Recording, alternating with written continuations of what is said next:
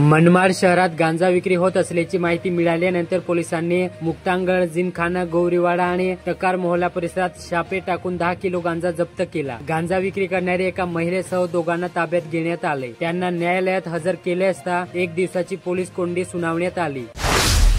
सिन्नर तालुक्यातील ब्राह्मणवाडे येथील शिंदे रस्त्यावरील जुना पूल सध्या अत्यंत धोकादायक स्थितीत असून या पुलाची तातडीने दुरुस्ती किंवा नव्याने बांधणी करण्याची मागणी ग्रामपंचायतीच्या वतीने करण्यात आली। नांदगाव तालुक्यात या वर्षीच्या खरीप हंगामात पेरण्या पूर्ण झाल्या आहेत। काही ठिकाणी पडलेल्या अवकाळी पावसावर आणि रोहिणी नक्षत्रात पडलेल्या पावसाच्या भरवशावर केलेल्या पेरणीतील पिके जोमात आहेत। पावसाने चांगल्या प्रकारे हजेरी लावल्याने खरीप पेरण्यांना वेग आला। तालुक्यात 1 जून ते 22 जून पर्यंत पडलेल्या पावसाची 81.25 मिमी नोंद करण्यात आली असून तालुक्यात 60% पेरण्या पूर्ण झाल्या आहेत। वणी येथील लाखो भाविकांचे श्रद्धास्थान असलेल्या श्री क्षेत्र सप्तशृंगी गडावर पावसामुळे धुके पसरले असल्याने वाहनधारकांना मोठी कसरत करावी लागत आहे। मालेगावातील साथी प्रतिष्ठान तर्फे ऐतिहासिक दुर्गेश्वर किल्ल्यावर 10वा हेरिटेज वॉक पार पडले। या उपक्रमात तालुक्यातील मालेगाव शहर, अजंग, हाताणे, निळगव्हाण, कंकराडे, कुकाणे, खडकी, निंबायती, अजंदे आदी गावातील 55हून अधिक विद्यार्थ्यांनी सहभाग नोंदवला। इगतपुरी तालुक्यात गेले काही दिवसांपासून सुरू असलेले पाऊस 2 दिवसात काहीसा मंदावला होता। मात्र 23 जून पासून पावसाने पुन्हा जोर धरला असून दिवसभर संततधार कायम राहिल्याचे पाहायला मिळाले। या मुसळधार पावसामुळे तालुक्यातील नद्या नाले जोरदार प्रवाहाने वाहू लागले असून नागरिकांचे जनजीवन काहीसे विस्कळीत झाले।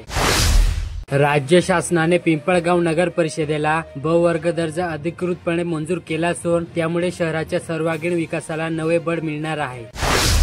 दिंडोरी तालुक्यातील नाशिक विमानतळ समोरील व जानोरी येथील गट नंबर 1097 येथील एका कंपनीने अनधिकृत बांधकाम करत शेजारी नाला बुजवल्यामुळे लगतच्या शेतात नैसर्गिक नाल्याला पूल येऊन नुकसान झाल्याचा आरोप शेतकरी मंजुळा नामदेव कोरडे यांनी केला असून कंपनीवर कारवाई करताना स्थानिक प्रशासनाकडे नुकसान भरपाईची मागणी केली। निम्म्याहून अधिक जून महिना उलटून अनेक जिल्ह्यात पेरणीलायक पाऊस नसल्याने खरीपाची पेरणी खडंबली। परिणामी पावसाळ्यात ही मजुरांच्या हाताला रोहीच्या कामांचा आधार मिळत आहे। जिल्ह्यातील गावांमधील कामावर 23,864 मजुरांच्या हातांना काम मिळाले।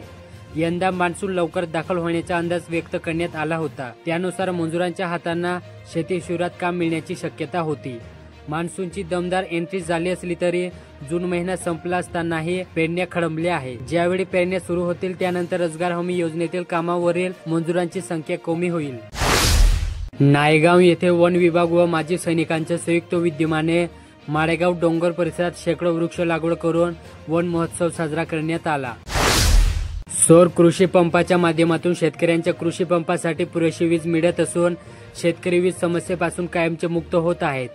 मागेल त्याला सौर कृषी पंप योजना तसेच कुसुम सौर पंप योजना या दोन्ही महत्वाकांक्षी योजनेच्या माध्यमातून जिल्ह्यात आतापर्यंत 10,963 शेतकऱ्यांकडे कृषी पंप सौर योजनेतून सुरू झाले आहेत। त्याशिवाय एकदा कृषी पंप लावल्यावर सोलर पॅनलचे नुकसान झाल्यास भरपाई देखील मिळते। याचाही लाभ असंख्य शेतकऱ्यांनी घेतला। म्हणजे वादळात सोलर पॅनल उलटून गेले तरी त्याची भरपाई मिळते।